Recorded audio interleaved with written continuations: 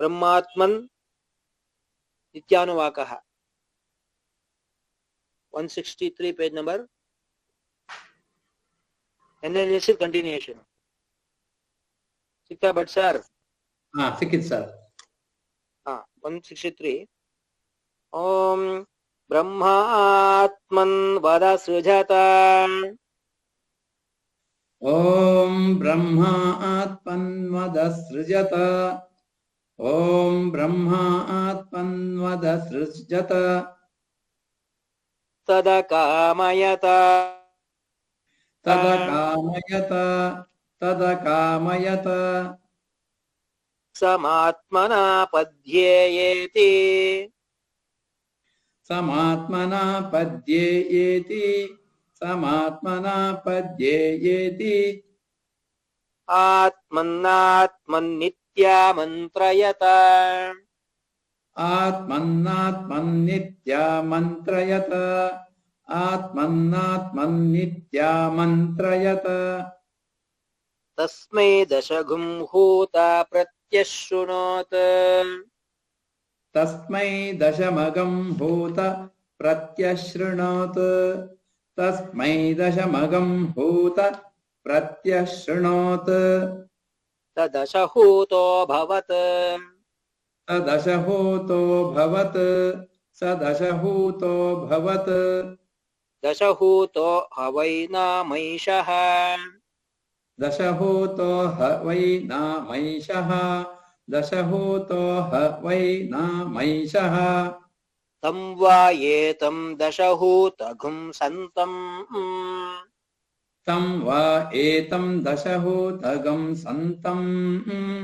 तं वा एतं दशहूतगं सन्तम् दशहोतेत्याचक्षते परोक्षेण दशहोतेत्याचक्षते परोक्षेण दशहोतेत्याचक्षते परोक्षेण परोक्षप्रिया इव हि देवाः परोक्षप्रिया इव हि देवाः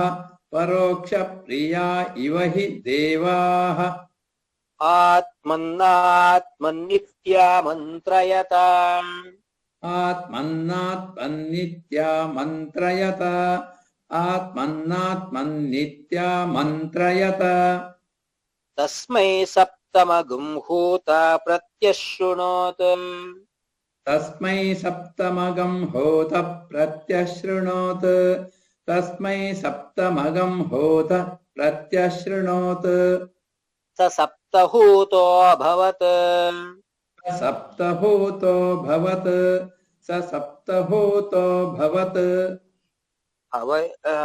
स सप्तहूतो हवै नामैषः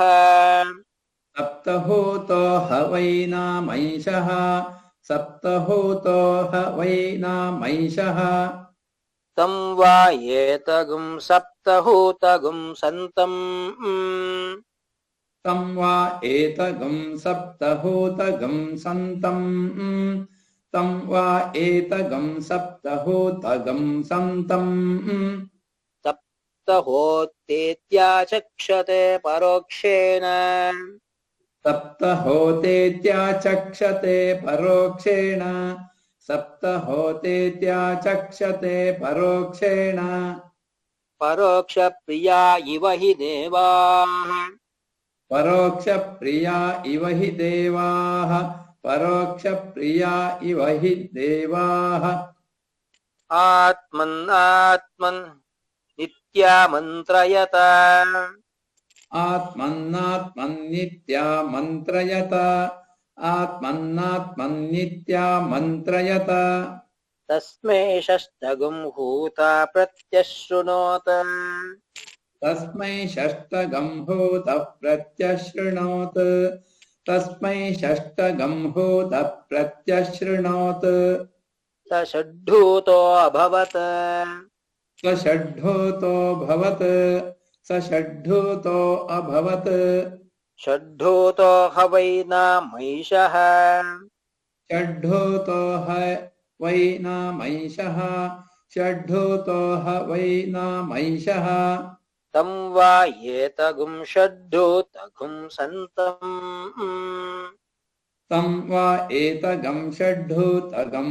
सन्तम् तं वा एतगं षड्ढूतगं सन्तम् षड्ढोतेत्याचक्षते परोक्षेण षड्ढोतेत्याचक्षते परोक्षेण षड्ढोतेत्याचक्षते परोक्षेण परोक्षप्रिया इव हि देवाः परोक्षप्रिया इव हि देवाः परोक्षप्रिया इव हि देवाः आत्मन्नात्मन्नित्या मन्त्रयत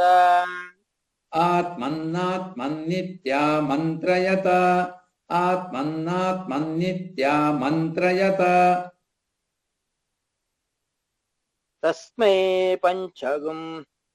तस्मै पञ्चगुं हूता प्रत्यशृणोत् तस्मै पञ्चमगं हूत प्रत्यशृणोतु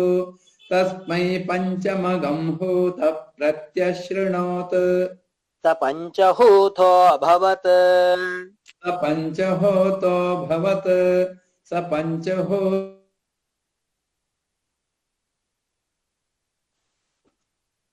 पञ्चहूतो हवैनामैषः पञ्चहूतो हवैनामैषः पञ्चहूतो हवैनामैषः तं वा एतं पञ्चहूतगुं सन्तम् तं वा एतं पञ्चहूतगं सन्तम् तं वा एतं पञ्चहूतगं सन्तम् पञ्चहोतेत्याचक्षते परोक्षेण पञ्चहोतेत्याचक्षते परोक्षेण पञ्चहोतेत्याचक्षते परोक्षेण परोक्षप्रिया इव हि देवाः परोक्षप्रिया इव हि देवाः परोक्षप्रिया इव हि देवाः आत्मन्नात्मन्नित्या मन्त्रयत आत्मन्नात्मन्नित्या मन्त्रयत आत्मन्नात्मन्नित्या मन्त्रयत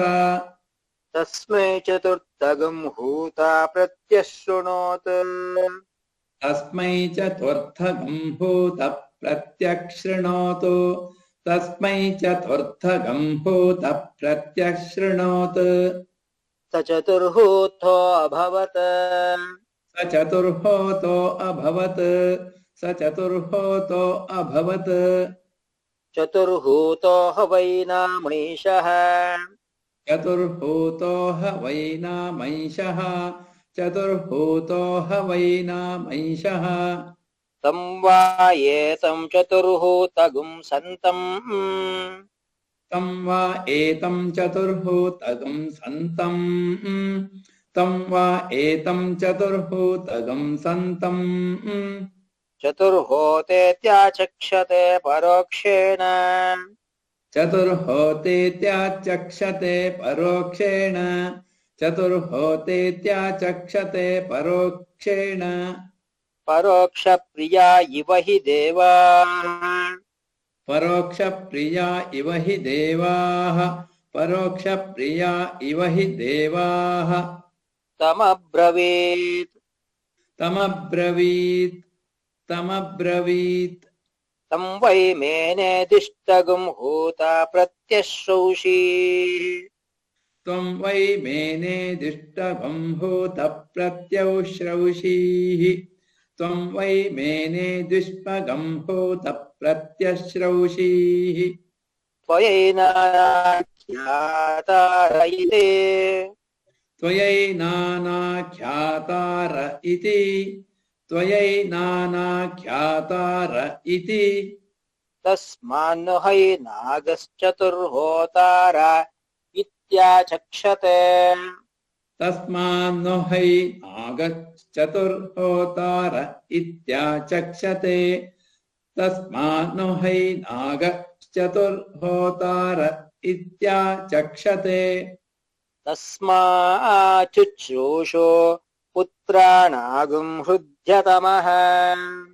तस्माच्चुश्रोषु पुत्राणागं हृद्यतमः तस्माच्चुश्रोष पुत्राणागं हृद्यतमः नेदिष्टो हृद्यतमः नेदिष्टो हृद्यतमः नेदिष्टो हृद्यतमः नेदिष्टो ब्रह्मणो भवति नेदिष्टो ब्रह्मणो भवति नेदिष्टो ब्रह्मणो भवति स एवं वेद य एवं वेद य एवं वेद आत्मने नमः आत्मने नमः आत्मने नमः येनेदं भूतं भुवनं भविष्यत् परिगृहीतममृतेन सर्वं येन यज्ञस्त्रायते सप्तहोता तन्मे मनः शिवसङ्कल्पमस्तु येनेदं भूतं भुवनं भविष्यत्परिगृहीतममृतेन सर्वं येन यज्ञस्त्रायते सप्तहोता तन्मे मनः शिवसङ्कल्पमस्तु येनेदं भूतं भुवनं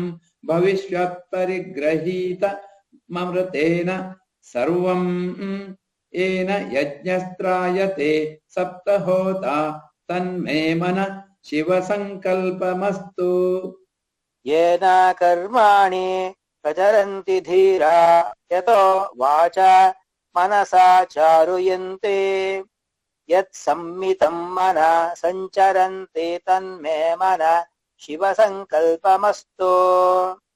येन कर्माणि प्रचरन्ति धीरा यतो वाचा मनसा चारुयन्ति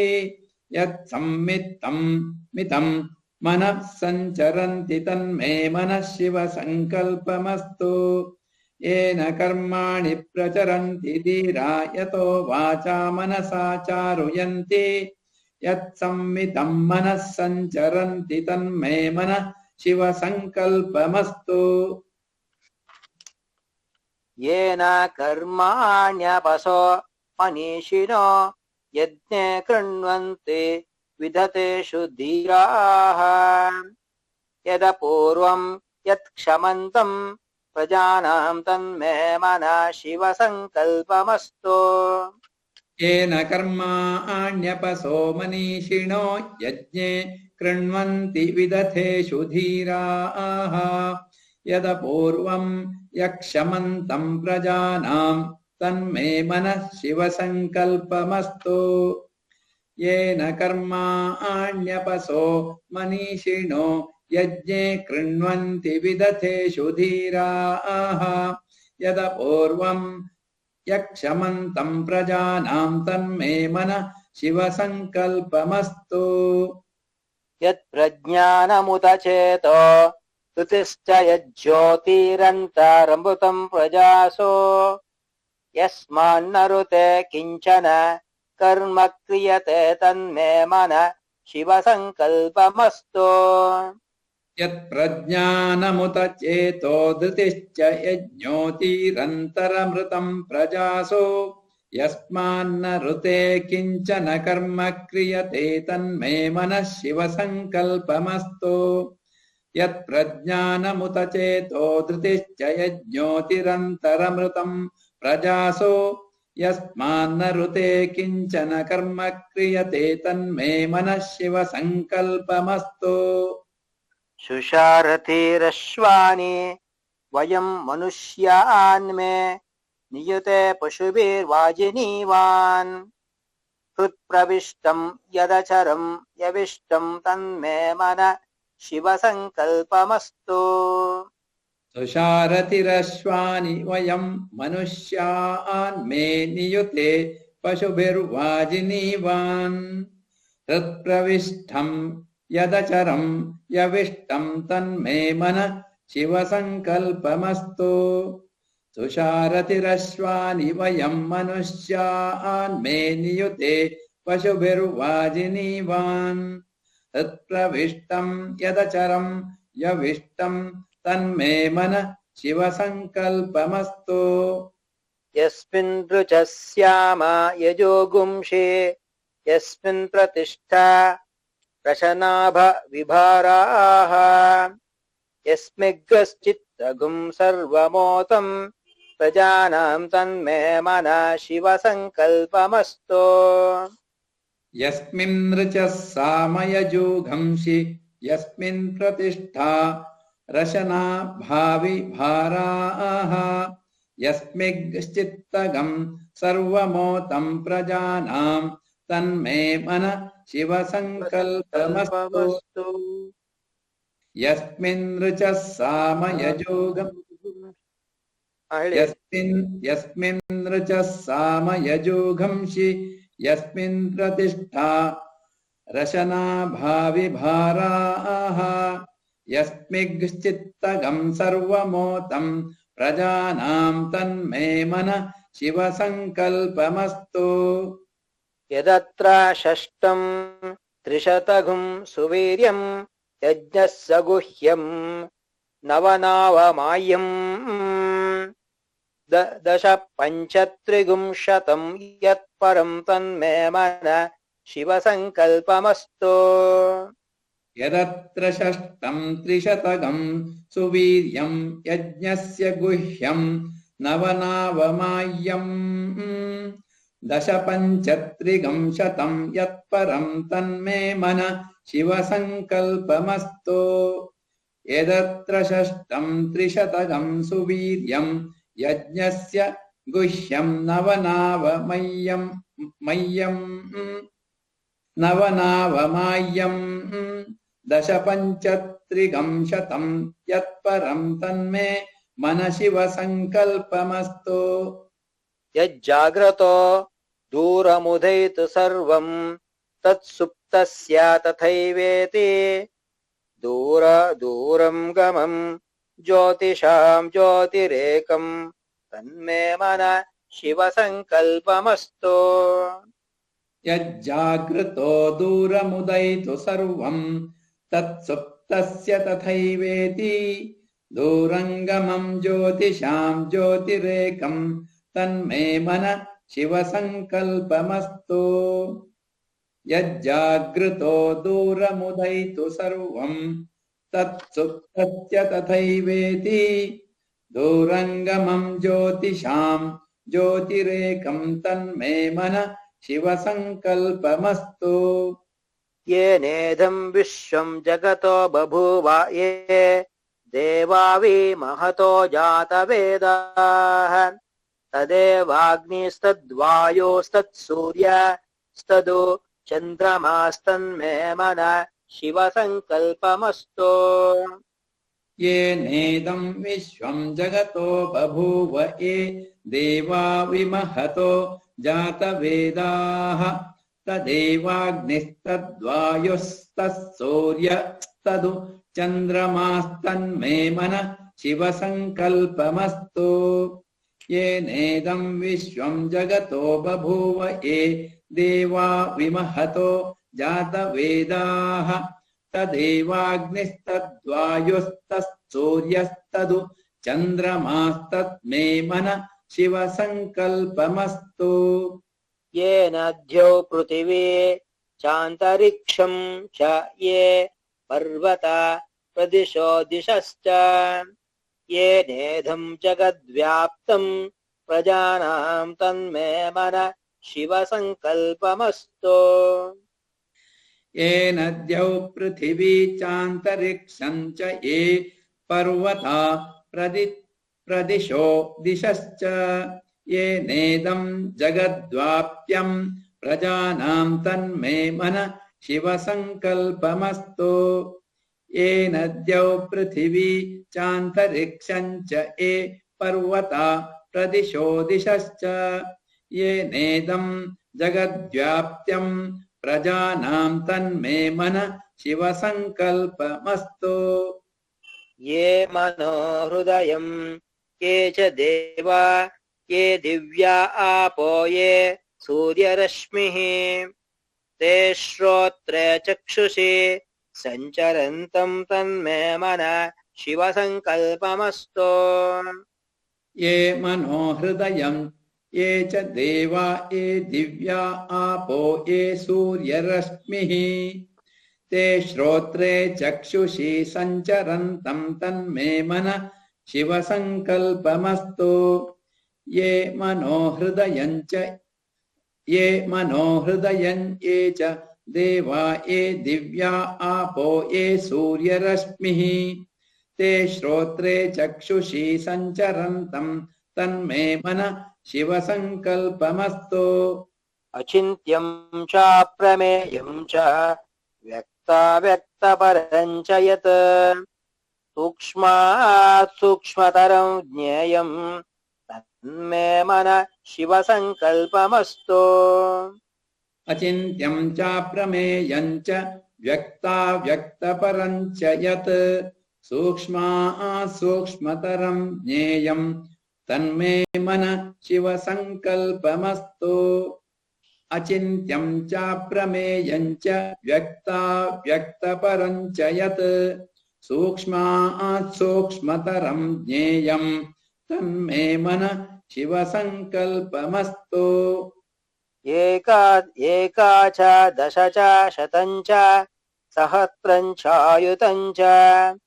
नियुतं च प्रयुतं चार्बुदं च निर्बुदं च तन्मे मनः शिवसङ्कल्पमस्तु एका च दश च शतं च सहस्रं चायुतं च नियुतं च प्रयुतं चार्बुदं च शिवसङ्कल्पमस्तु एका च दश च शतं च सहस्रं चायुतं च नियुतं च प्रयुतं चार्बुदं च निर्बुदं च तन्मे मनः शिवसङ्कल्पमस्तु ये पञ्चादश शतकं सहस्रमयुतं निर्बुदं च ये अग्निचित्तेस्तकास्तागुं शरीरं तन्मे मनः शिवसङ्कल्पमस्तु ये पञ्चादश शतं सहस्रमयुतं निर्बुदं च ये अग्निचित्तेष्टकास्तागं शरीरं तन्मे मनः शिवसङ्कल्पमस्तु ये पञ्चादश शतकं सहस्रमयुतं निर्बुदं च ये अग्निचित्तेष्टकास्तागं शरीरं तन्मे मनः शिवसङ्कल्पमस्तु वेदाहमेतं पुरुषं महान्तमादित्यवर्णं तमसः परस्तात् यस्य योनिं परिपश्यन्ति धीराः तन्मे मनः शिवसङ्कल्पमस्तु वेदाहमेतं पुरुषं महान्तमादित्यवर्णं तमसः परस्तात् यस्य योनिं परिपश्यन्ति धीरास्तन्मे मनः शिवसङ्कल्पमस्तु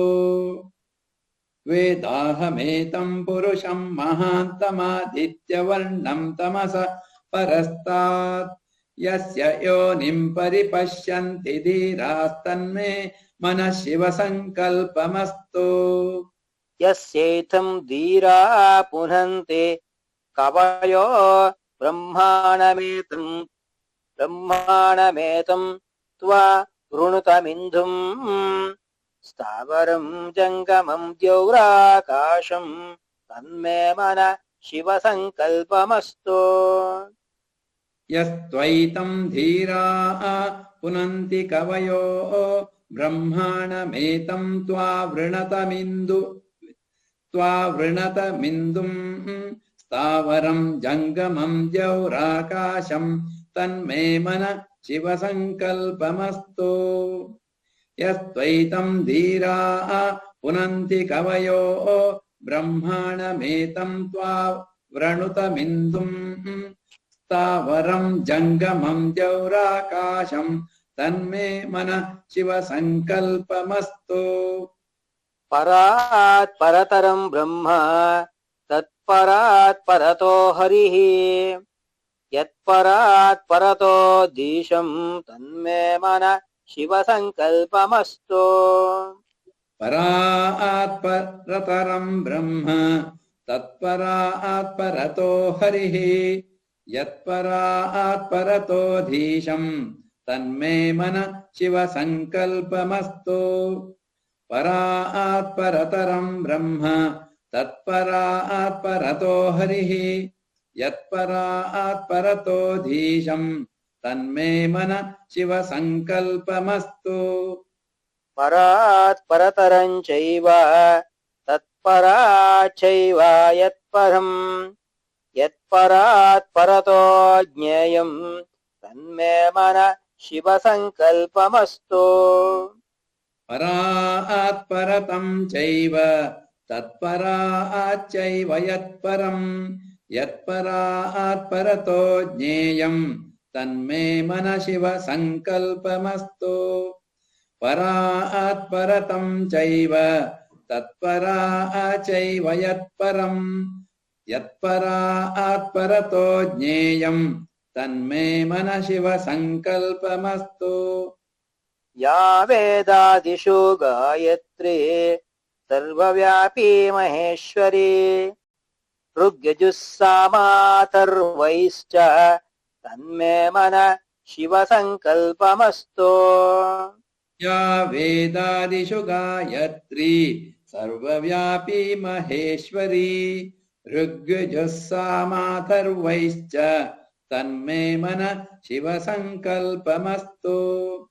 या वेदादिषु गायत्री सर्वव्यापी महेश्वरी ऋग्यजुस्सामाथर्वैश्च तन्मे मन शिव संकल्पमस्तु यो वै देवं महादेवं प्रयत प्रणतः शुचिः यः सर्वे सर्ववेदैश्च तन्मे मन शिव संकल्पमस्तु यो वै देवं महादेवं प्रयतः प्रणतः शुचिः यः सर्वे सर्ववेदैश्च तन्मे मन शिव संकल्पमस्तु यो वै देवं महादेवं प्रयतः प्रणतः शुचिः यः सर्वे सर्ववेदैश्च तन्मे मन शिव संकल्पमस्तु प्रयत प्रणवोङ्कारं प्रणवं पुरुषोत्तमम् ओङ्कारं प्रणवात्मानं तन्मे मन शिव संकल्पमस्तु प्रयतः प्रणवोङ्कारं प्रणवं पुरुषोत्तमम् ओङ्कारं प्रणवात्मानं तन्मे मन शिव संकल्पमस्तु प्रयतः प्रणवोङ्कारं प्रणवं पुरुषोत्तमम्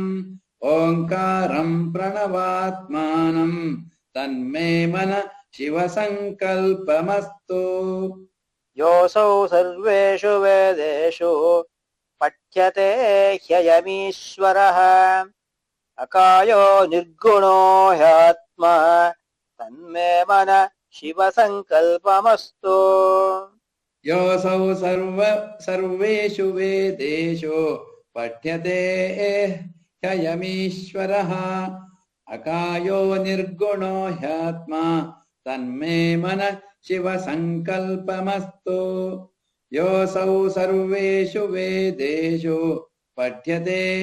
ह्ययमीश्वरः अकायो निर्गुणो ह्यात्मा तन्मे मन शिव संकल्पमस्तु गोभिर्जुष्टं दन्नेन ह्यायुषा च बलेन च प्रजया पशुभिः पुष्कराक्षं तन्मे मन शिव संकल्पमस्तु गोभिर्जुष्टं धनेन ह्यायुषा च बलेन च प्रजया पशुभिर्पुष्कराक्षं तन्मे मन शिव संकल्पमस्तु गोभिर्जुष्टं धनेन ह्यायुषा च बलेन च प्रजया पशुभिः पुष्कराक्षं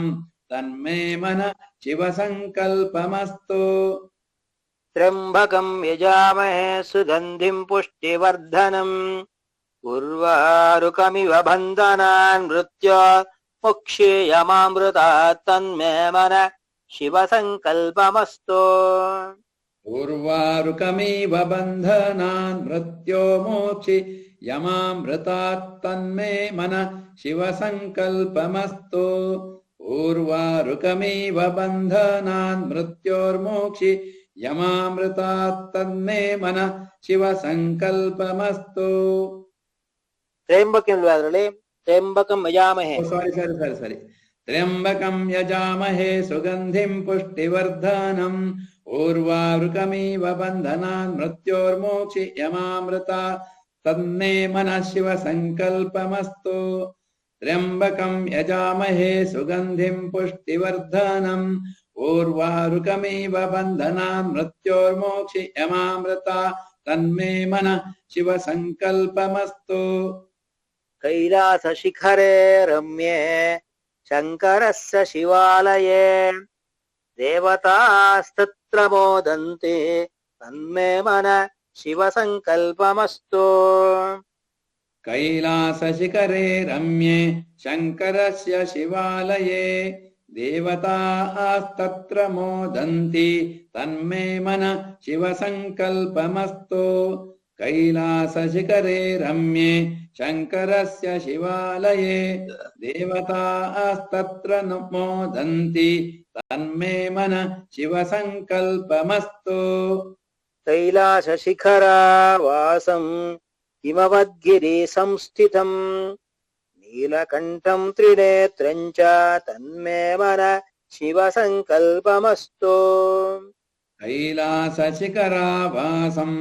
हिमवद्गिरि संस्थितं नीलकण्ठं त्रिनेत्रं च तन्मे मन शिवसङ्कल्पमस्तु कैलासशिखरावासं हिमवद्गिरि संस्थितं नीलकण्ठं त्रिनेत्रं च तन्मे मन शिवसङ्कल्पमस्तु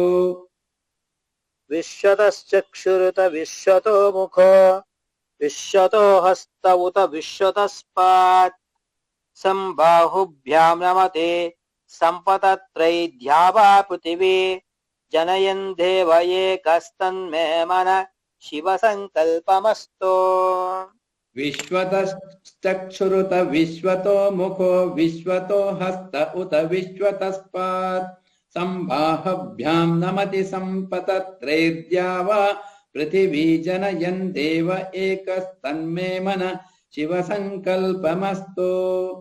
विश्वतश्चक्षुरुत विश्वतो मुखो विश्वतो हस्त उत विश्वतस्पात् संबाहुभ्यां नमति सम्पतत्रैर्द्यावा पृथिवी जनयन् देव एकस्तन्मे मन शिवसङ्कल्पमस्तु चतुरो वेदानधीता सर्वशास्त्रमयं विदुः इतिहासपुराणानि तन्मे मन शिवसङ्कल्पमस्तु चतुरो वेदानधीयीत सर्वशास्त्रमयं विदुः इतिहासपुराणानि तन्मे मन शिवसङ्कल्पमस्तु चतुरो वेदानधीयीत सर्वशास्त्रमयं विदुः इतिहासपुराणानि तन्मे मन शिवसङ्कल्पमस्तु मानो महान्तमुतमानो अर्भकं मानवुक्षन्तमुतमानवुक्षितम् मानो बधिः पितरं मोतमातरं प्रियामानस्तनुवो रुद्ररीरिषस्तन्मे मन शिवसङ्कल्पमस्तु मानो महान्तमुतमानो अर्भकं मानवुक्षन्तमुतमानवुक्षितम् मानो वधि पितरं मोतमातरं प्रियामानस्तनुवो रुद्ररीरिषस्तन्मे मन शिवसङ्कल्पमस्तु मानो महान्तमुतमानो अर्भकं मानवुक्षन्तमुतमानवुक्षितम् मानो वधि पितरं मोतमातरं प्रियामानस्तनुवो रुद्ररीरिषस्तन्मे मन शिवसङ्कल्पमस्तु मानस्तो केतनये मान आयुषि मानो गोषु मानो अश्वेषु रीरिषः वीरान् मानो रुद्रभामितो वधिर्हविष्मन्तो नमसा विधेमते तन्मे मन शिवसङ्कल्पमस्तु मानस्तोकेतनये मान आयुषि मानो गोषु मानो अश्वेषु रीरिषः वीरान्मानो रुद्रभामितो वदीर्ह विष्मन्तो नमसा विधेमते तन्मे मन शिवसङ्कल्पमस्तु मानस्तोकेतनये मान आयुषि मानो गोषु मानो अश्वेषु रीरिषः वीरान्मानो रुद्रभामितो वदीर्ह विष्मन्तो नमसा विधेमते तन्मे मन शिवसङ्कल्पमस्तु ऋतगं सत्यं परं ब्रह्म पुरुषं कृष्णपिङ्गलम् उद्वरेतं विरूपाक्षं विश्वरूपाय वै नमो नमस्तन्मे मनः शिवसङ्कल्पमस्तु ऋतगं सत्यं परं ब्रह्म पुरुषं कृष्णपिङ्गलम् ऊर्ध्वरेतं विरूपाक्षं विश्वरूपाय वै नमो नमस्तन्मे मन शिवसङ्कल्पमस्तु ऋतगं सत्यं परं ब्रह्म पुरुषं कृष्णपिङ्गलम् ऊर्ध्वरेतं विरूपाक्षं विश्वरूपाय वै नमो नमस्तन्मे मन शिवसङ्कल्पमस्तु त्वद्रुद्राय प्रचेतसे मेढुष्टमायातव्यसे वोचे मा शन्तमगुं हृदे सर्वो हेष रुद्रस्तस्मै रुद्राय नमो अस्तु तन्मे मन शिवसङ्कल्पमस्तु कद्रुद्राय प्रचेतसे मीडुष्टमायतव्यसे ओचेम शन्तमगं हृदे सर्वो ह्येष रुद्रस्तस्मै रुद्राय नमो अस्तु तन्मे मन शिवसङ्कल्पमस्तु कद्रुद्राय प्रचेतसे मीडुष्टमायतव्यसे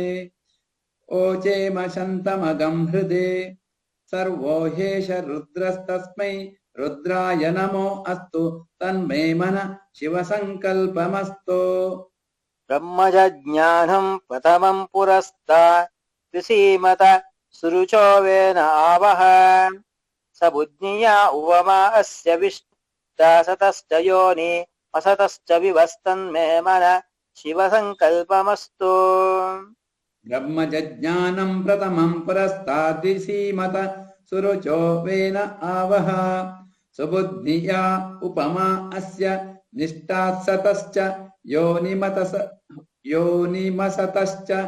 विवस्तन्मे मन शिवसङ्कल्पमस्तु ब्रह्मज्ञानं प्रथमं पुरस्ताद्विसीमत सुरुचो वेन आवह स बुद्धिया उपमा अस्य निष्ठासतश्च योनिमसतश्च विवस्तन्मे मन शिवसङ्कल्पमस्तु यप्राणतो निमिषतो महित्वैकयिद्राज जगतो बभूव ईशे अस्य द्विपदाश्चतुष्पदा कस्मै देवाय हविषा विधेम तन्मे मन शिवसङ्कल्पमस्तु यप्राणतो निमिषतो महित्वैक इद्राजा जगतो बभूव य ईशे अस्य द्विपदश्चतुष्पद कस्मै देवाय हविषा विधेम तन्मे मन शिवसङ्कल्पमस्तु यप्राणतो निमिषतो महित्वैक इद्राजा जगतो बभूव य ईशे अस्य द्विपदश्चतुष्पद कस्मै देवाय हविषा विधेम तन्मे मन शिवसङ्कल्पमस्तु य आत्मदा बलदा यस्य विश्वा उपासते प्रशिशं यस्य देवाः यस्य छायामृतं यस्य मृत्यो कस्मै देवाय हविषा विधेम तन्मे मन शिवसङ्कल्पमस्तु य आत्मदा बलदा यस्य विश्व उपासते प्रशिशं यस्य देवाः यस्य छायामृतं यस्य मृत्यु कस्मै देवाय हविषा विधेम तन्मे मन शिवसङ्कल्पमस्तु य आत्मदा बलदा यस्य विश्व उपासते प्रविशं यस्य देवाः यस्य छायामृतं यस्य मृत्यु कस्मै देवाय हविषा विधेम तन्मे मन शिवसङ्कल्पमस्तु। यो रुद्रो अग्नौ यो अप्सुया ओषधीषु यो रुद्रो विश्वा भुवना विवेश तस्मै रुद्राय नमो अस्तु तन्मे मन शिवसङ्कल्पमस्तु। यो रुद्रो अग्नौ यो अप्सुय ओषधीषु यो रुद्रो विश्वा भुवना विवेश तस्मै रुद्राय नमो अस्तु तन्मे मन शिवसङ्कल्पमस्तु। यो रुद्रो अग्नौ यो अप्सुय ओषधीषु यो रुद्रो विश्वा भुवना विशेष तस्मै रुद्राय नमो अस्तु तन्मे मन शिवसङ्कल्पमस्तु। गन्धद्वारान्दुरादर्शाम् नित्यपुष्टाङ्गरीषिणीम् ईश्वरीगुम् सर्वभूतानाम् तामीहोपक्मये श्रियम् तन्मे मन शिवसङ्कल्पमस्तु। गन्धद्वारां दुराधर्षां नित्यपुष्टां करीषिणीम् ईश्वरीगं सर्वभूतानां तामिहोपह्वये श्रियं तन्मे मन शिवसङ्कल्पमस्तु। गन्धद्वारां दुराधर्षां नित्यपुष्टां करीषिणीम् ईश्वरीगं सर्वभूतानां तामिहोपह्वये श्रियं तन्मे मन शिवसङ्कल्पमस्तु। नमकं चमकं चैव पुरुषसूक्तं च यद्विदुः महादेवं च तत्तुल्यं तन्मे मन शिवसङ्कल्पमस्तु। नमकं चमकं चैव पुरुषसूक्तं च यद्विदुः महादेवं च तत्तुल्यं तन्मे मन शिवसङ्कल्पमस्तु। नमकं चमकं चैव पुरुषसूक्तं च यद्विदुः महादेवं च तत्तुल्यं तन्मे मन शिवसङ्कल्पमस्तु। य इदगुं शिवसङ्कल्पगुं सदा ध्यायन्ति ब्राह्मणाः ते परं मोक्षं गमिष्यन्ति तन्मे मन शिवसङ्कल्पमस्तु।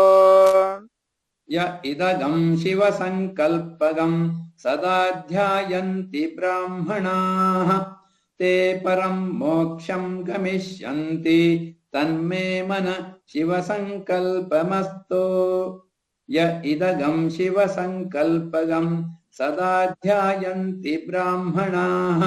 ते परं मोक्षं गमिष्यन्ति तन्मे मन शिवसङ्कल्पमस्तु। ॐ नमो भगवते रुद्राय शिवसङ्कल्पगं हृदयाय नमः। ॐ नमो भगवते रुद्राय शिवसङ्कल्पगं हृदयाय नमः। ॐ नमो भगवते रुद्राय शिवसङ्कल्पगं हृदयाय नमः। ಪುರುಷ ಸೂಕ್ತ ನೀವೇ ಹೇಳಿ. ॐ सहस्रशीर्षा पुरुषः सहस्राक्षः सहस्रपात् स भूमिं विश्वतो वृत्वा अत्यतिष्ठद्दशाङ्गुलं पुरुष एवेदगं सर्वं यद्भूतं यच्च भव्यम् उतामृतत्वस्येषानः यदन्नेनातिरोहति एतावानस्य महिमा अतो ज्यायागश्च पूरुषः पादोऽस्य विश्वा भूतानि त्रिपादस्यामृतं दिवि त्रिपादूर्ध्व उदैत् पुरुषः पादोऽस्य भवात् पुनः ततो विश्वं व्यक्रामत् शासनानशने अभि तस्मात् विराड जायत विराजो अधिपूरुषः स जातो अत्यरिच्यत पश्चात् भूमिमथो पुरः यत्पुरुषेण हविषा देवा यज्ञमतन्वत वसन्तो अस्यासीदाज्यम् ग्रीष्म युद्म शरद्धभिः सप्तास्यासन् परिधयः